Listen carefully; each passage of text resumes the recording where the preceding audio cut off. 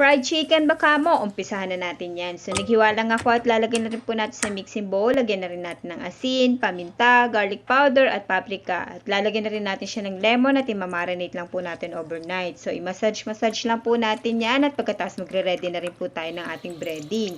Meron na tayong flour, lagyan na natin ng asin, paminta, garlic powder at imimix lang din po natin yan. At pagkatapos po niyan, magpiprito na rin po tayo. So, ito na po ang kinalabasan ng ating chicken. I-breading lang po natin yan. After po niyan, isasalang na rin po natin. Sa sobrang excited ko, hindi pa masyadong mainit ang mantika, so nilagay na natin ng chicken. At pagkatapos din po niyan, magre-ready na rin po tayo ng ating gravy. So, ayan, nilagay ko na po sa kawali ang ating harina.